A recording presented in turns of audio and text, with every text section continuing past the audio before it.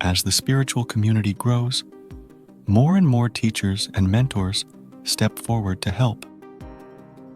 Even though most people mean well, you should be wary of those who could lead you into spiritual danger.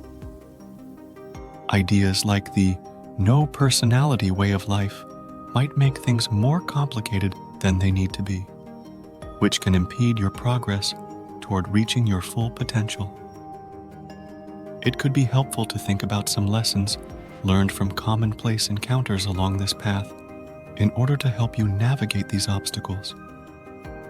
These introspections, born out of experiences with and challenges with these matters, offer insightful counsel for anyone traveling a similar road. It is critical to be cognizant of these possible roadblocks in your journey towards genuine spirituality. There is no prescribed character trait or way of life that must be followed in order to attain enlightenment, freedom, or spiritual development. This is an essential truth to understand in the spiritual realm. Being an everlasting peacemaker and a smiling saint isn't necessary for enlightenment, despite what most people think. It is quite appropriate and even vital to express disapproval, assert oneself, and set clear boundaries.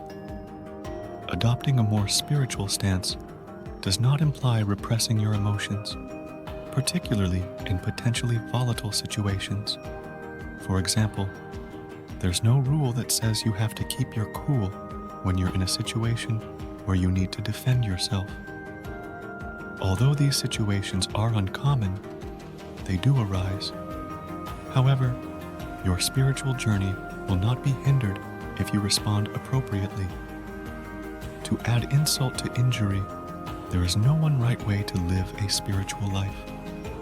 Whatever path you take in life, a life of meditation, like a monk, or something else entirely, the most important thing is to be true to yourself and express yourself freely.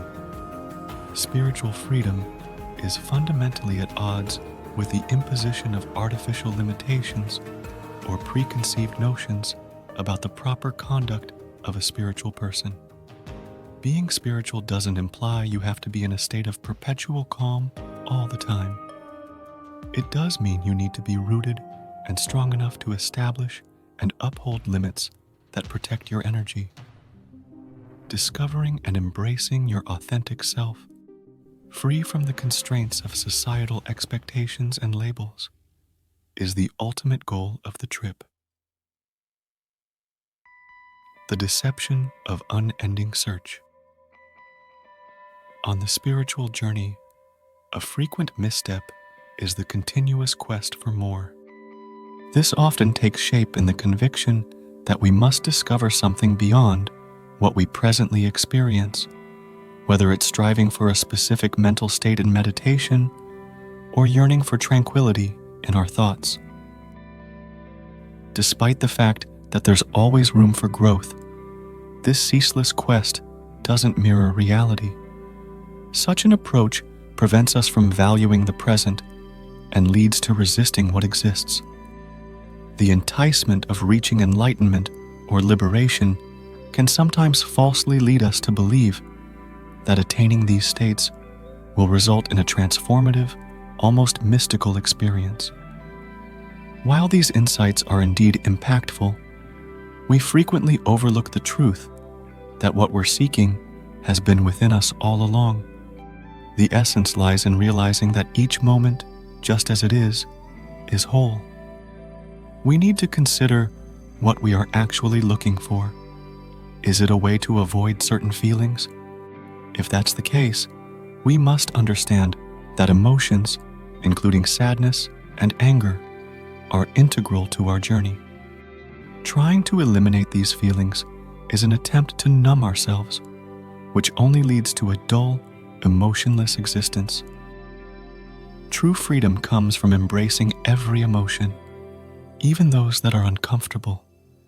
Every aspect of existence, from our deepest sorrows to our most transient thoughts, embodies the divine, or what might be termed God. Acknowledging this leads to a profound appreciation of unconditional love and the interconnectedness of everything. Seeing everything as a manifestation of consciousness and, in essence, a reflection of our own self breaks down the illusion of separation. We need to realize that our perpetual search is actually for something that has always been within and around us. In the realm of spiritual development, identifying the observer trap is a crucial milestone. Spiritual aspirants often begin by understanding the concept of awareness, the realization that we are more than our thoughts or physical forms. Recognizing ourselves as pure awareness is an important step. However, this isn't the end of the journey. It's significant, but merely a stage, not a conclusion.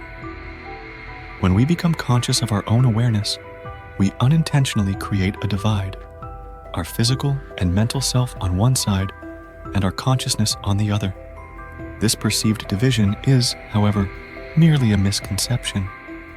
When these parts are put together, the deep truth that everything is just consciousness becomes apparent. No such thing as a distinct self exists in the conventional sense. In fact, the whole idea of such a thing is an illusion. In the most fundamental way, we are an essential component of all things and all people.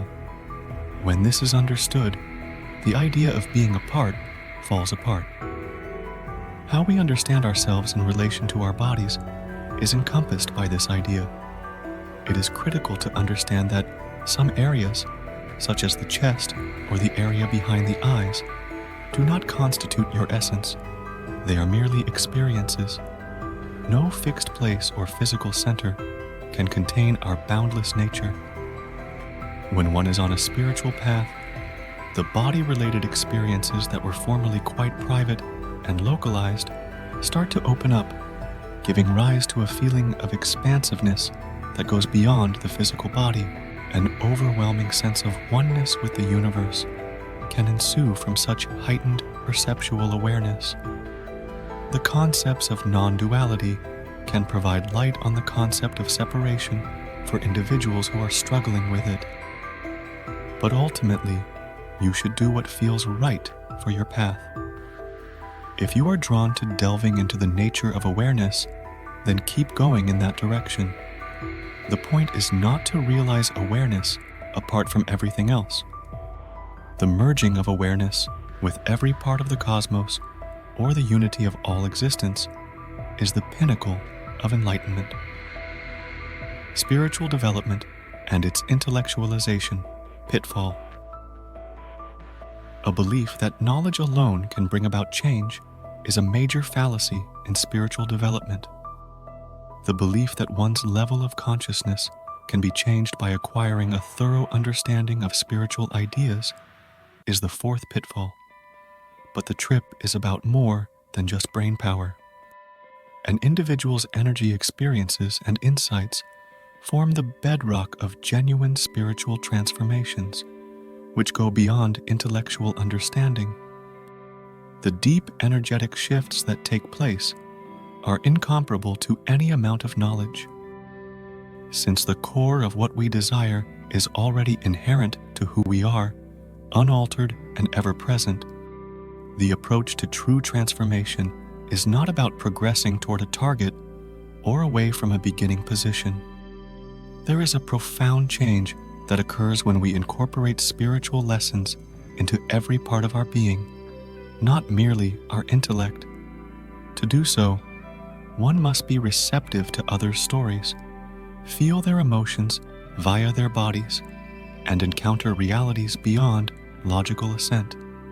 Instead of merely accepting these ideas without question, individuals interested in learning more should actively seek them out. For instance, you shouldn't take at face value the argument that our familiar sense of self does not exist. Do your own research on the subject instead. See if you can find your sense of self within your physical body by pushing the boundaries of your senses. Sometimes we learn who we aren't while we're trying to figure out who we are. Real comprehension, unencumbered by the limitations of rational reasoning, is found in this experiential method. Watch out for the temptation of trying to pin your spiritual development on your mind. It is not via intellectual mastery alone that one can achieve true spiritual insight and transformation. Rather, it is through experiencing realization and energy shifts.